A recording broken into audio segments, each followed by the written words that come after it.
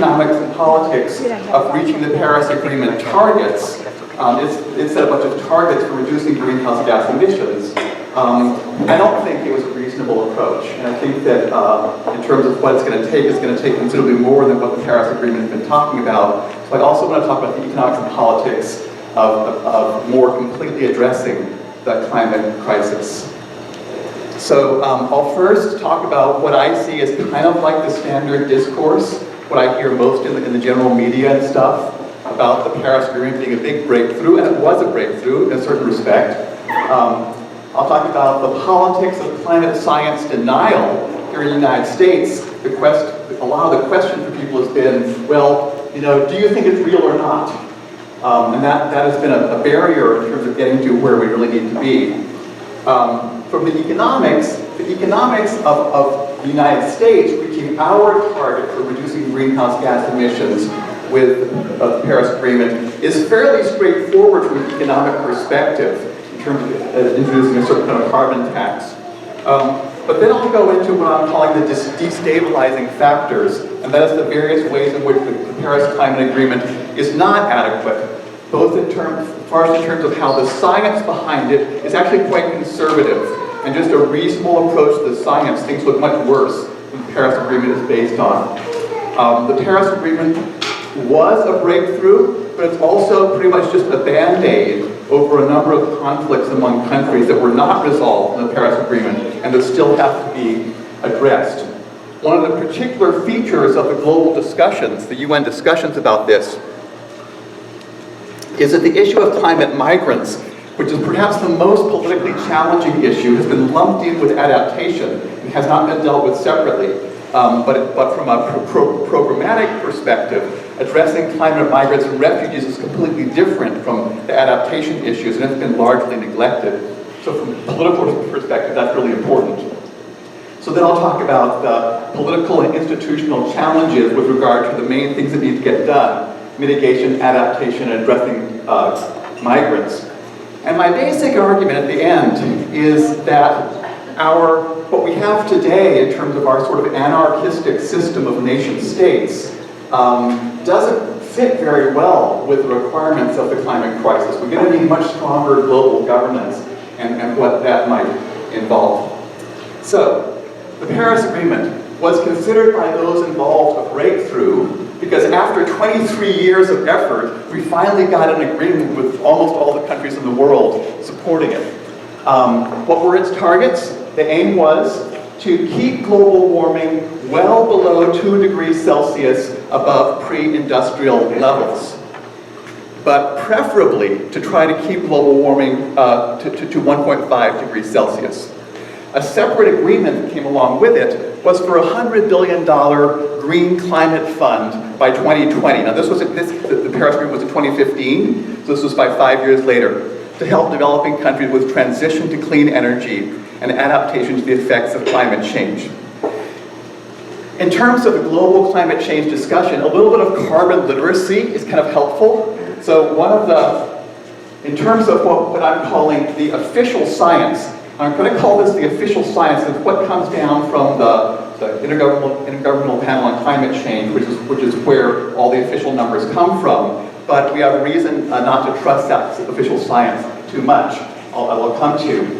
But from the official science, this 2 degrees target implies a carbon budget for the entire world of about, and these are broad ranges, but the middle of the range is 1,170 gigatons of carbon dioxide. That's how much carbon dioxide, they estimate, could still go into the atmosphere to keep global warming below probably 2 degrees Celsius.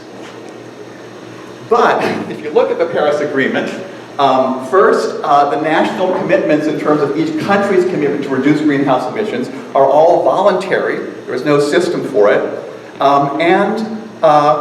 If you look at all the different, you add them all up, they only sum to about 3 to 3.5 degrees of warming, not 2 degrees. They're not nearly enough, the commitments that countries have made, and again, by the official calculations. Many countries are not keeping their agreement. Of course, the United States, our president has promised to pull out of Paris Agreement. And so if you look at actual national behavior, it's probably somewhere in the range of 4 degrees of Celsius of warming. There's no consistent approach to calculating emissions. Each country calculates however they want. There's a lot of inconsistency. There's no consistent monitoring, but there's also no sanctions for failing to reach targets. So even if you have the targets, if you just choose to ignore them, there's no consequence there. And the Green Climate Fund that's supposed to have $100 billion a year by this year, as of last year, only had $10 billion. So we're nowhere near enough for that. So if we look at the climate discussion in the United States, a lot of it has been driven by the fact that we have one political party that's the only major political party in the world that has been the party of climate science denial. And so that's kind of led the question to be, well, do you believe in it or not? Or is it like caused by humans or not? And just this graph, I don't know if you can see it so well, but basically it shows that about 70% of people think that global warming is happening, whether or not they believe it's caused by humans. But in terms of conservative Republicans, it's sometimes down around 30%, who think it is happening, global warming is even happening.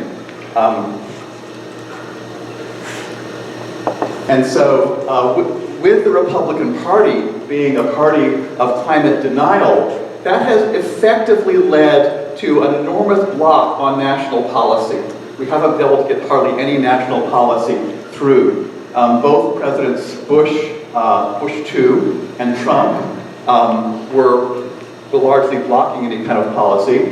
And whenever you've had Republican majorities in Congress, they've also blocked anything they could block. So when we had President Obama, he was only able to do those things pretty much that he could do without congressional support. That was very, very limiting. In this context, the action in the United States has been largely at the state and local level. So some Democratic states have taken pretty significant action, but the red states generally haven't. And then you can kind of go down from there where some cities and so on, and some companies. We have seen a gradual and now accelerating transition to wind and solar for electricity, but electricity is only perhaps a third of our carbon emissions. And even there, the wind and solar today is probably still making up less than 10% of national, although it is increasing more quickly. We have cities like Kalamazoo that have adopted a climate action, or in the process of adopting a climate action plan. Kalamazoo has declared a climate emergency. That's a positive thing. A lot of individuals are doing whatever we can do individually to reduce our carbon footprints. But all of these measures at the individual and state level are nowhere near adequate. They're important and they're critical for building the political will for the future, but they don't begin to sum up to the kind of change, because global warming is global. And the United States is in fact still a very bad contributor, a very high contributor, and until we get a strong global agreement that has teeth, we really can't address it effectively. So our U.S. commitment within the Paris Agreement, that of course President Trump has said we're going to pull out of, was to reduce our greenhouse gas emissions, which is maybe 70-75% carbon dioxide, by 26 to 28% below the 2005 level by 2025. So the various plans that President Obama put into place, the Clean Power Plan, the fuel economy standards, methane rules, etc., would have seen emissions fall by 17% by 2025. So a big step. With Trump policies, that's fallen back to about 11%. Even if we look at 28% by 2025, it's pretty clearly just a first step. And there's so much more would have to be done after that, but obviously we're nowhere near even doing that. What would it take from an economic perspective? What are the economic costs? Well, yeah, this is a fairly straightforward question in terms of the kind of economic estimates that economists are used to making. And a recent publication suggests that a carbon tax would be the most, well, economists say that a carbon tax would be the most efficient. You know, we have to do everything. We have to have regulatory approaches and the tax approach. But just to sort of see what the cost would look like, the carbon tax, to get the 28% reduction, if we put it in basically today, and the most prominent carbon tax proposal is the fee and dividend proposal coming from Citizen Climate Lobby, so that's what I'm using as an example. where all the money comes back to citizens with an equal check once a year or something. If we had a tax of $43 per ton of carbon dioxide, now each of us is responsible, Americans on average are responsible, not each of us necessarily, for about 17 tons a person per year. So a $43 tax would raise the cost of gas by about 45 cents a gallon, and economists suggest, their analysis, that this would reduce GDP by about 0.45%. So they think it would cost something, but not an enormous amount. But that's all within the context of the Paris Agreement, science, and framework. And there's a lot of reasons that we shouldn't trust that framework. One is that the science is just very conservative. Why is this? Part of it, I think, is just conservative norms among scientists, that they don't want to state strong conclusions until they have really great confidence. If we look at the estimates, all the estimates we see coming out of the Intergovernmental Panel are based on data from from years that we can study, the last 10, 20, 30, 40, 50 years. But the changes we're making are very deep changes, as I'll indicate in a minute. And finally, it's not just scientists making these estimates, it's the politicians and governments that have set up the framework in which the scientists work, and they also are involved in editing the reports in terms of what's going to get said. So it's a political process as well as a scientific process. To see the conservatism, please, we need to understand the geological history of atmospheric carbon dioxide. If we look at the last 800,000 years, where we have good data up to 1850, we've seen a switch up and down between 180 parts per million and 300 parts per million carbon dioxide in the atmosphere. And that has been associated with swings up and down of about 6 degrees Celsius. So this graph, you can't see the light blue here, but this one shows the carbon dioxide, and temperature goes up and down, tracks very closely with carbon dioxide. Actually, this shows more than a 6 degree spread, but that's because it's in the Antarctic, and there the temperature change is exacerbated. But just to go back, for the last 10,000 years, up to 1850, carbon dioxide was pretty stable. But then, since 1850, since more or less the start of the Industrial Revolution, it's gone up from 280 parts per million to 410 parts per million. So whereas in geological history, where there were very, very slow changes over tens of thousands of years, a change of 120 parts per million was associated with a 6 degrees Celsius change. We've only so far seen 1.05 degrees Celsius increase in temperature from more than 130 parts per million increase of carbon dioxide, and we're going rapidly way above that. If we look at the last time that there was 400 parts per million carbon dioxide in our atmosphere, that was about 3 million years ago. And at that time, sea level estimated to have been 10 to 40 meters higher than what it is today. So we're sort of getting things started that are much deeper than the recent trends can tell us all that much about. So in terms, what is the world carbon budget? Well, it's already mentioned. The Intergovernmental Panel suggests a threshold of 1,170, oh, excuse me, what did I do? Okay, 1,170 for 2 degrees Celsius, 420 gigatons of carbon dioxide is the budget they've given us for 1.5 degrees Celsius. But we have reason to doubt that. Also, as part of the context, our current fossil fuel infrastructure, our power plants and so on, they would all emit about 658 gigatons in their lifetime, and proposed plants would be another 108 gigatons. If we look at the carbon in the ground that the various companies and countries want to dig up, that would take us well past much, much more than what we see here. Okay, but over 90% of the heat that's been captured by carbon dioxide in our atmosphere has gone into the oceans. And this is not coming out in the most recent Intergovernmental Panel reports. The ocean has a large capacity to absorb carbon dioxide, and to both carbon dioxide and also heat. And then the temperature on the surface of the Earth has come back into equilibrium with the oceans, and they were saying 15 years ago that even at that time, the existing heat that had been captured by carbon dioxide would continue to heat us about 0.6 degrees Celsius. All right, but the Intergovernmental Panel only accepts science that gives you a statistical confidence interval. And this does not, they couldn't come, this science was not clear enough, precise enough. So this does not get included in the official estimates. The most recent report,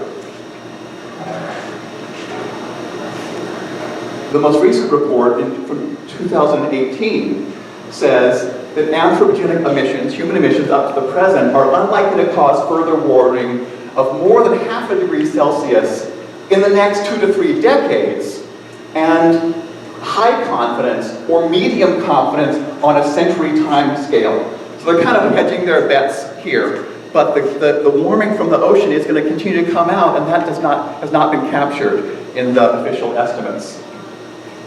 The potential feedback loops are also not included in the official science.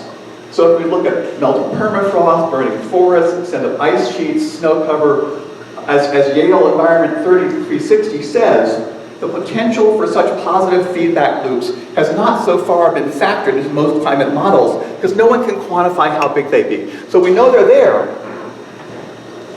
but they haven't been included in the official numbers. As the science improves, we get to know some of them. Permafrost, where in 2013, they're saying, we just don't know. Well, by 2018, they're saying, well, within this century, the permafrost melting could put up, from methane and carbon dioxide, could reduce our carbon budget by about 100 gigatons.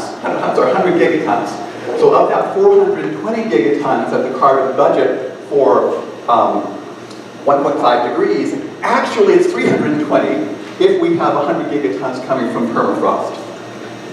Similarly, as the Arctic sea ice, and not just the Arctic sea ice, as snow and ice melts everywhere, the ocean and the Earth absorb more heat, but this has not been captured. So a very recent 2019 study from San Diego says that losing the remaining Arctic sea ice, which is very likely to happen in the next 20 or 30 years, and its ability to reflect incoming solar energy back to space would be the equivalent of adding 1 trillion tons, 1,000 gigatons of carbon dioxide to the atmosphere on top of the 2.4 trillion tons that's already been emitted since the beginning of the industrial age.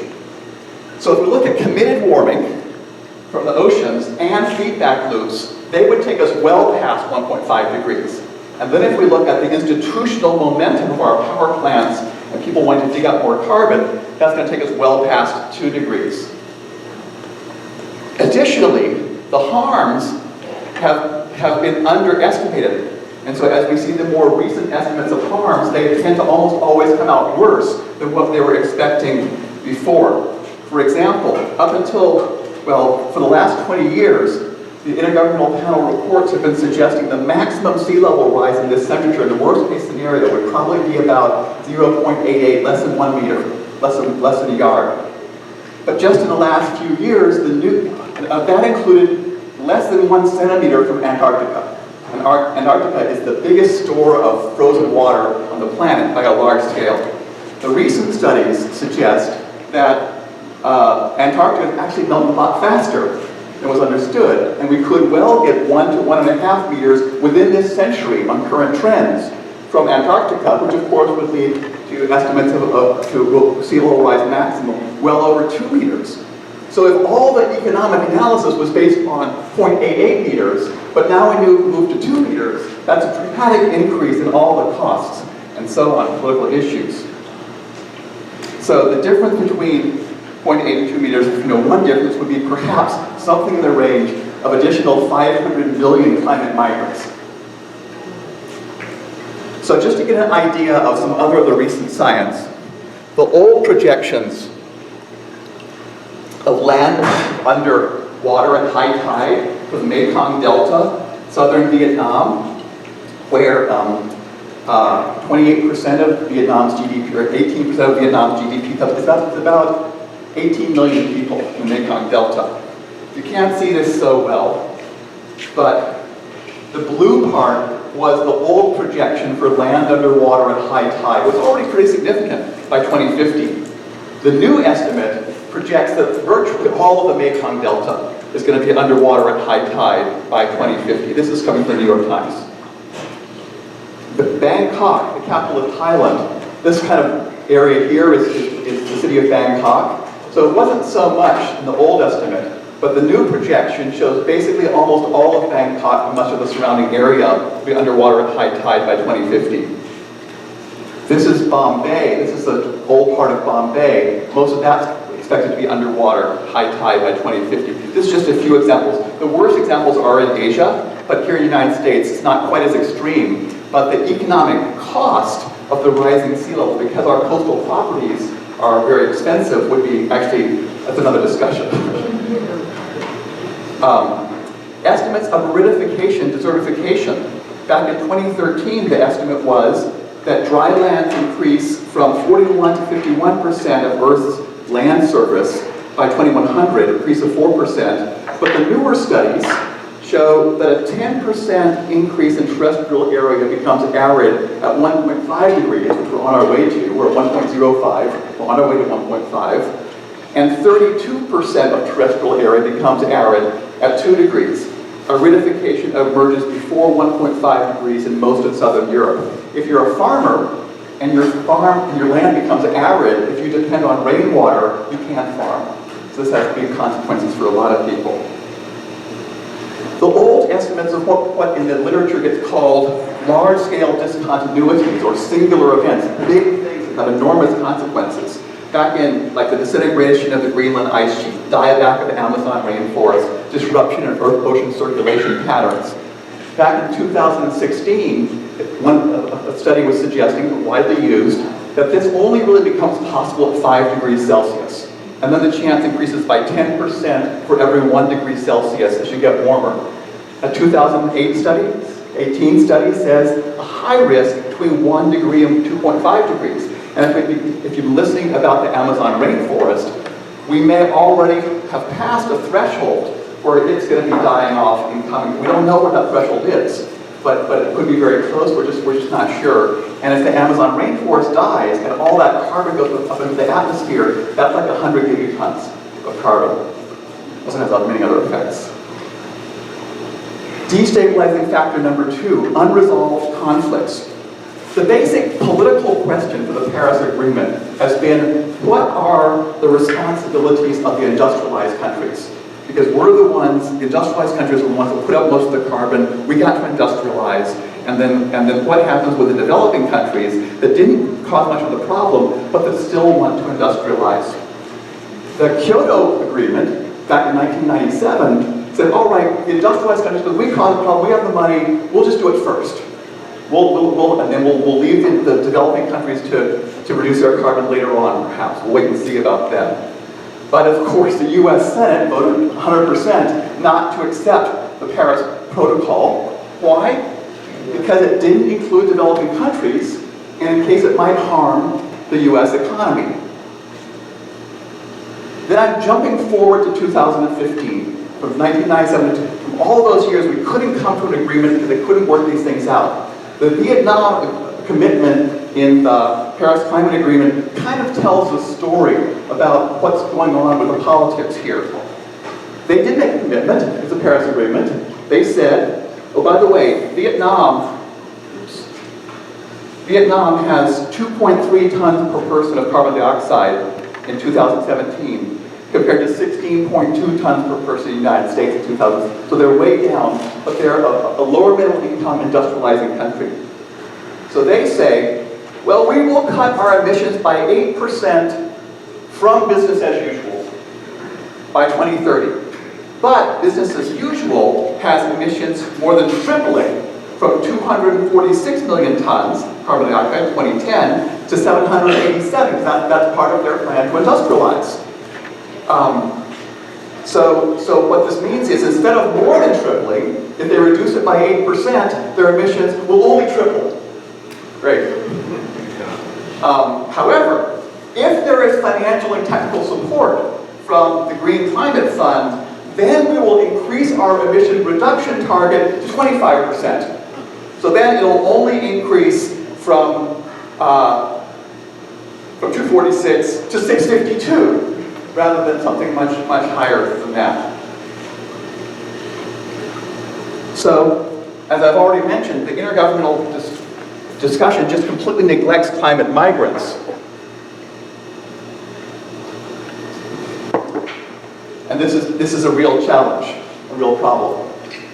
Because today, there are 71 million forcibly displaced people worldwide, the highest number in world history. 41 million of those are internal to different countries, 26 million refugees, 4 million asylum seekers. Probably about a quarter of these have a significant climate change component, although there are many political and other factors as well. Even this has already led to the near breakdown of the European Union, and Trump basically winning an election, campaigning on building a wall with Mexico, and we're seeing populist backlashes against immigrants all over the world. But the most common estimate you see of the number of climate migrants by 2050 is about 200 million more. All right, so in terms of the how do you care for these people? And let's realize, these are people who are losing their livelihoods, losing their homes, mostly in developing countries, largely because of what industrialized countries did to get rich. So there are political and institutional crises in 3 areas. How much more time do I have? About 15 minutes. Cool. So the political institutional challenges arise in 3 areas: mitigation, reducing greenhouse gas emissions; adaptation, adjusting to the effects; and then climate migrants dealing with this issue. After the Paris Agreement came out, is this mine? No, this is mine. It's okay. Doesn't matter. One of the most reputable estimates of what's it going to take to reach Paris Agreement came out with these milestones. This came out in 2017. They said that to reach these targets by 2020, we have to see renewables outcompeting fossil fuels as new electricity sources worldwide. Actually, this one's already happening. We have 1 check. Then number 2, zero emissions transport is the preferred form of all new mobility in the world's major cities and transport routes around the world. No way, we're nowhere close. Number 3, large-scale deforestation is replaced with large-scale land restoration, and agriculture worldwide shifts to earth-friendly practices. Farmers making this change like in these few years because of climate change around the world? We're nowhere close.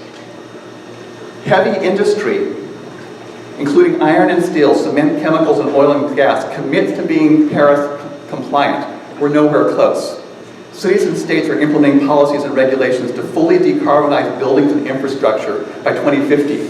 Maybe 1% of them are, not the other 99%. Investment in climate action is beyond $1 trillion per year, and all financial institutions have disclosed a transition strategy. We're nowhere close. So they were saying that we need to have all these things by 2020. We're nowhere close, except for number 1. And this is in terms of the official math to meet the official targets. The Global Commission on Adaptation was formed last year. It includes Bill Gates, it includes Ban Ki-moon, the Secretary General of the United Nations, it includes the President of the World Bank, and a lot of other high people. They're estimating that climate change may depress growth in agricultural yields up to 30% by 2050. The number of people who may lack sufficient water, at least 1 month per year, will soar from 3.6 billion today to maybe 5 billion. Rising seas and greater storm surges could force hundreds of millions of people in coastal cities from their homes. These estimates are going up as we speak, with a total cost to urban areas more than $1 trillion each year, 5% of US GDP, probably a significant underestimate. And climate change could push, and I think this number is way too low, more than 100 million people within developing countries below the poverty line. So this is how they articulate the problem.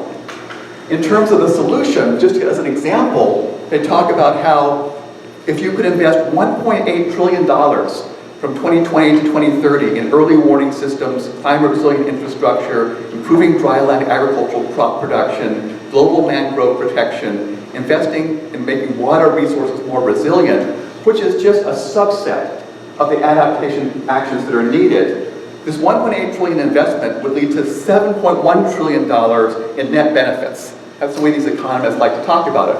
Okay, this investment gives you this much benefit. But this implies an average of $180 billion per year. It doesn't include other critical areas of adaptation.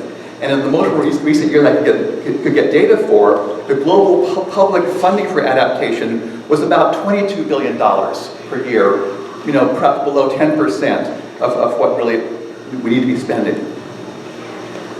I put this slide up because it gives an idea of the significance for climate migrants.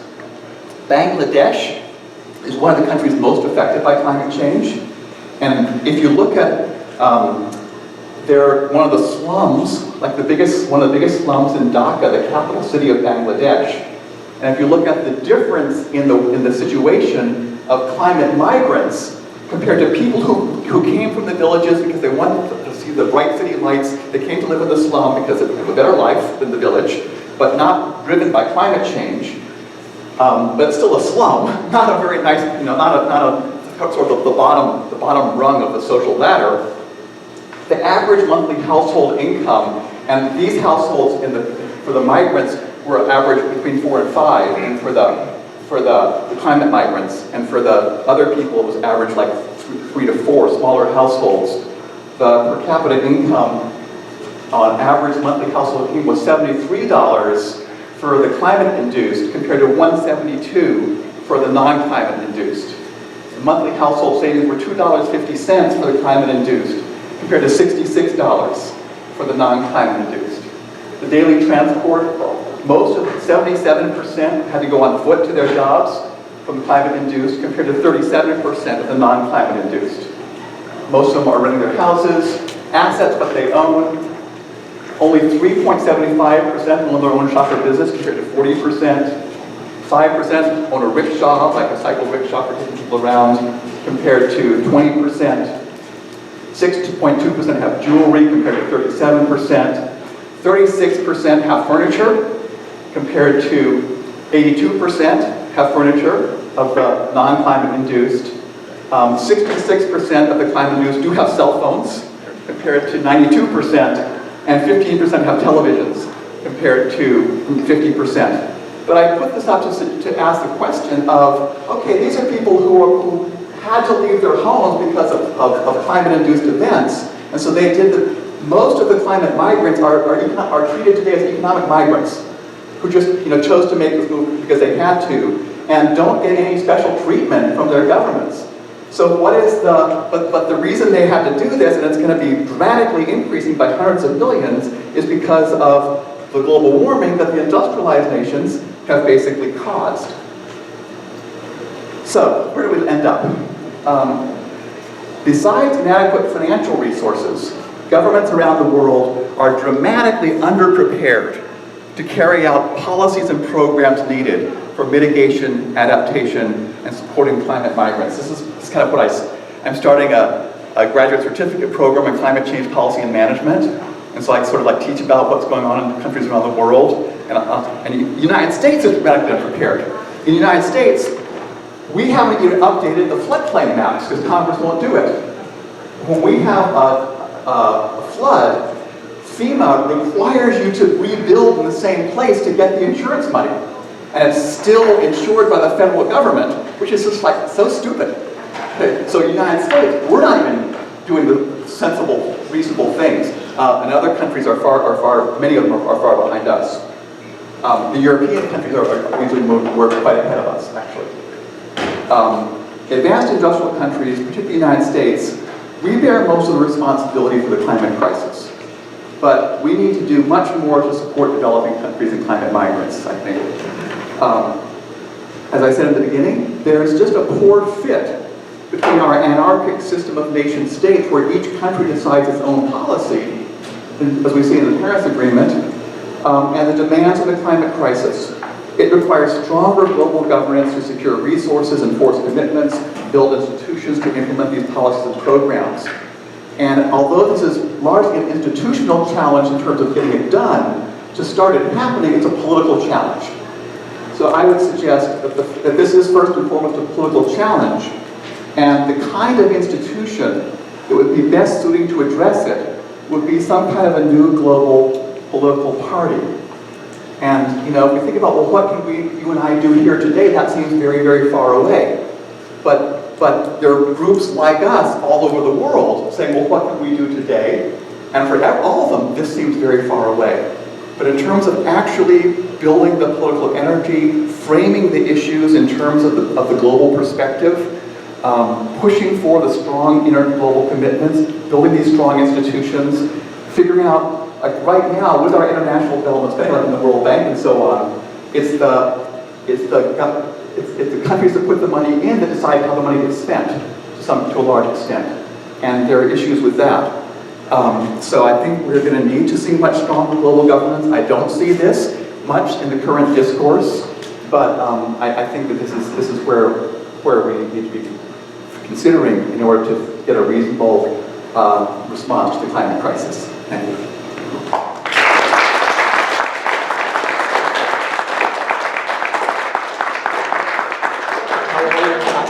Yeah, we're doing fine. We have about 5 minutes or so for questions. So if you have questions, go ahead. Could you just raise your hand? Could you just raise? I think we. You want to do this? Okay, go for it.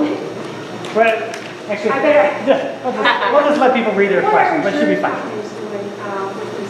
Floodplains, are they not insuring people that they know these floodplains and how much pressure are they putting on Congress? Yeah, the insurance companies have begun to take this seriously, but they are not, to my knowledge, putting any pressure on Congress yet.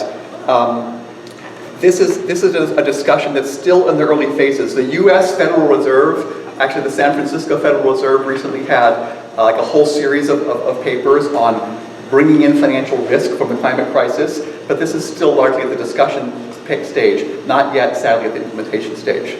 I think crop insurance is starting to look at that. Yeah. I mean, the U.S. the Farm Bureau, up until just a year or two ago, has been a climate science denier. It's so silly. Debbie Stabenow, thankfully, has been working with them, and now the Farm Bureau is beginning to recognize and acknowledge this as an issue. But my goodness, in 2019, come on, we've known about this for so long, and farmers are on the front edge of this. Come on. Yeah. So what is the main driver for these denials? Obviously, Congress, which your pockets are being lined by lobbyists, but outside of there, what is the main driver? I think there are two main drivers. One is that there has been a concerted political effort by the carbon fuel industry, largely the oil and gas industry, to fund climate science denial, to pay quasi-scientists to say things. And so just like you may remember the fight about big tobacco against recognizing cancer, they've hired many of the same disingenuous people to promote climate science denial. The Koch brothers have been big funders. They were giving big contributions to Fred Upton, our congressman from the 60s that I ran against. He used to believe in climate science. When he became chair of the Energy and Commerce Committee, which is where you have the power to address it in Congress, the Koch brothers came in, started giving him lots of money, and he flipped and became a climate science denier and then blocked the Obama programs. So part of it is just money. And the other part of it is that all of this requires stronger governance, not only at the national level, but also at the global level, and that is deeply troubling for many of the individualistic ideological perspectives. You know, I mean, half of Americans don't believe in evolution. So if you have something coming down the pipe that is so destabilizing to so many of your parts of your worldview, it appears as threatening. And I think that's a significant part of why the Republican Party, the Republican base, has been as susceptible as it has been to the money coming down the pipe and the disinformation. Another question? I mean, it kind of built into that same response to climate philanthropists and Jeff Bezos. Yeah. So Jeff Bezos is putting up $10 billion, which is great. It's great. You know, it's a drop in the bucket. But it's, you know, we certainly need that. We're only going to get the changes we need. And again, it's not just the money. Even if we had the money, the developing countries are not in a position today to use that money to implement it to carry through what is needed to take care of the migrants, to do the adaptation, to reduce their greenhouse gas emissions, also building these institutions. So I think, yes, it's great that philanthropists get on board, but it shouldn't have to be, and they can't do enough. It's got to be a political, I'll say, movement, and it's got to work through the political systems at that level. That's got to be driven by people. If you can just throw money at the problem, where do you think the money should go? Where will it get the most? What area is underfunded and whether that's research or something else that we need? Well, in terms of the thing which is most rapidly going to be reducing climate change, then of course it's reducing greenhouse gas emissions. And then the question there is, well, which are the most rapid ways that you can do that? And there are lots of different things out there. I mean, supporting the transition. We're seeing a rapid movement to solar and wind and batteries, and we have to learn how to heat our houses from electricity, not from carbon-based fuels. And I don't know, I don't keep it track as to what is the #1 thing, but that's only. But in terms of the global perspective, why should developing countries agree to reduce their greenhouse gas emissions if the problems that it's causing in terms of people losing their homes and losing their farms, and if the problems in terms of sea level rise are not being addressed, why should they agree to this? If they didn't have a chance to industrialize, we already got rich, we caused the problem. So I think the issues of mitigation and adaptation and migrants politically are a single issue, have to be linked, and there the issue is building the political will and the narrative and the political power behind that. And so I'm thinking of starting a new political party that can support that. I think we have time for one more question. Yeah. Specifically in the United States, how have rate alignment ideas impacted climate change? And how of what? Rate alignment ideas, how have they impacted climate change? Reagan's attack on government? Yes. Reagan's attack on government was just sort of one of the background features that then have supported people's general distrust, have supported the movement of the Republican Party for the ideology, which then finds the solution for climate change to be so threatening.